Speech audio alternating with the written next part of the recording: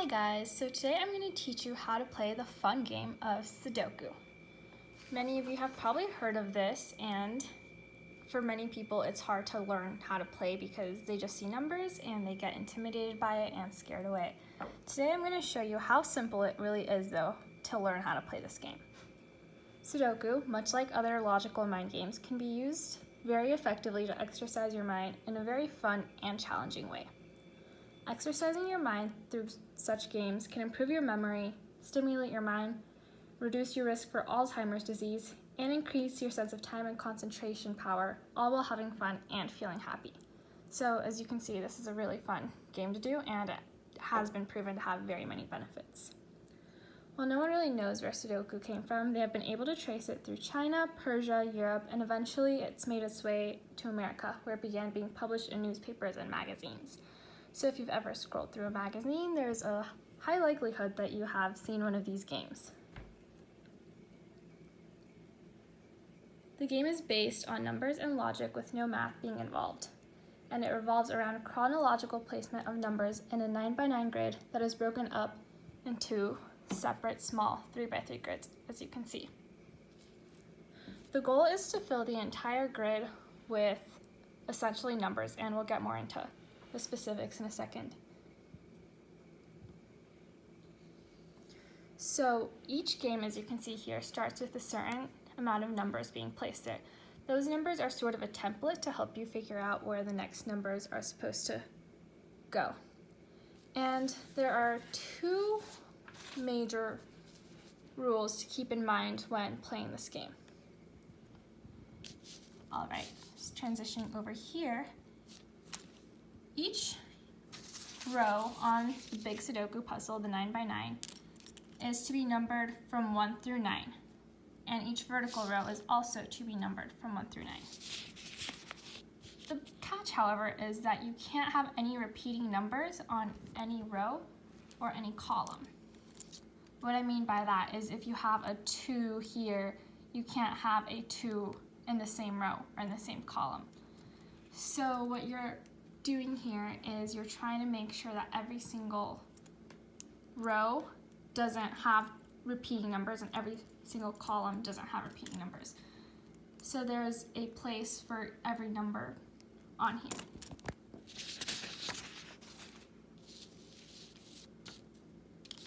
Many times people like to come up with a strategy by filling in a whole bunch of numbers for possibilities of what could be there, and then by seeing what could be there, you can kind of go through a process of elimination and see which number will fit into each column best without breaking the two rules that you have to keep in mind.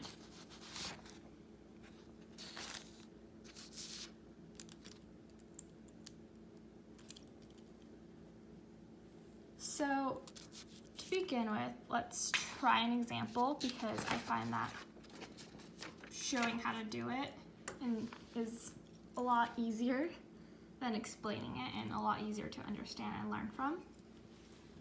So to begin with here, you are given your template of numbers. So basically the key to Sudoku is to go through a process of elimination and see which ones will fit where. I recommend to have an eraser and not do this in pen because oftentimes you'll get through a lot of it and realize that a number is where it should not be. All right, so to begin with here, we have a 1, a 6, and a 3. And I'm gonna start by taking on this little portion of this. So I know that here I cannot have a 9 and I cannot have a 6. I cannot have a 1 or a 6 or a 3 since it's right there. So I'm going to go ahead and try to plug in a 4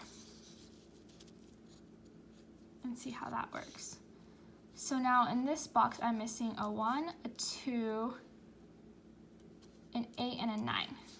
I can't have a 1 here. I could possibly have one here, so I'm going to write it up here very small. Oh, but then you look down here and there's a 1 right here. So then you realize you can't have a 1 there. So you erase that. So that gives you 2 more spots where you could potentially have the number 1. And that would be here. But if you go down the row, you see that you have a 1 there, which means the only other place you can have a 1 is right here. So I'm going to go ahead and put a 1 there. So now you can see that you need the numbers 2, that you need the number 2 next. So to try to figure out where that is, let's look around. I can't have it anywhere, I can't have it be any of these 2 because the number 2 is already right here, which lets me know that the number 2 has to be right here as well. And finally, for the last 2 numbers, which I'm missing, which are 8 and 9. You look here, the number 8 is already in this row, so you can't have the 8 be right here, which means it has to be here, and your last number must be a 9. And then you can just double check. 1, 2, 3, 4, 5, 6, 7, 8, 9. You have all numbers there, 1 through 9. And then you just would go down and double check and make sure that none of the numbers have already appeared in your row or your column.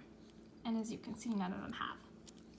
So next, you move on to the next box and you do the exact same process of going through the numbers and making sure that none of them crash into each other and making sure that 1 through 9 is also present. The numbers 1 through 9 are also present in this box. As you can see, we don't have the number 2. So let's begin by looking for where the number 2 could possibly go. It could go there. If you go down, you don't run into the number 2. And if you go across, you don't run into it. So this could potentially be 2. So since this square has the potential to be 2, you would just fill in a 2. And the reason I'm not actually writing it in is because, as I had said earlier, as you go along, you might find that the 2 maybe goes over here in this box or somewhere else, and it might not fit in. So you want to go through and make sure that the numbers in this box all work together before you commit to it. And I'm going to look to see where else the number 2 could potentially go. So looking down, we had established that this does not have the number 2. So when we go across and recheck, there's not the number 2 here, which means it could also go here. The number 2 also has potential of going in this row as well as this one. As you can see, there's different places where it can go. So what we're going to do is move on to a different number and see if a different number fits in here well and go through the process of elimination to get rid of that. The next number that I can see we are missing is 5. The number 5 could go here.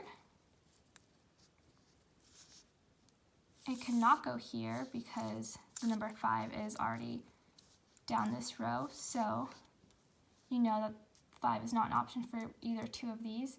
And number 5 is already across right here, which means that 5 has to go in this first box, so it cannot be 2. So you just eliminated one of your options for figuring out which box is 2. After 5, we're going to search for 6. As you can see, by going across this row, there is a 6 right here, so this number cannot be 6. Next, going across on this empty one, and you see there's no 6 here, but then when you go down, there's a 6 right there. So this cannot be 6. And this cannot be 6 since it's across, which means this one has to be 6. So now you can erase the 2 because you know it cannot be 2. You are left down to having 2 numbers, which is 2 and 7. And we had established that 2 could be either one of these. So now we're going to figure out which one is 7, and that'll let us know which number our 2 should be.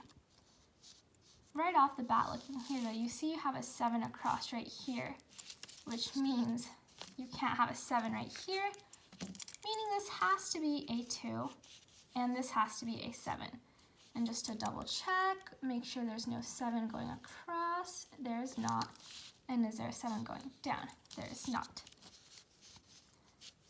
And this process can be pretty repetitive. So as you can see here, those are the first 2 boxes, and I will go over and show the answer key, but you just continue to go through and do the exact same process as you did in the first 2 boxes that I showed throughout the entire box. And if you stick with the process of elimination, you can most of the time get through most of it without making too many errors, but there are a few times where you'll go through and maybe you missed a number or missed a rule, and you'll notice there's a huge boo-boo in your calculations and your strategy for solving this, and so you might have to start it again. This game is really fun because it really does challenge your mind, and it really does cause you to think, and you'd really have to figure out where to place everything. I hope you guys enjoyed this video on how to play Sudoku, and I hope you guys were able to learn a thing or two. And I hope you guys know about all the benefits and why you should and why you are encouraged to play this game. Thank you for watching.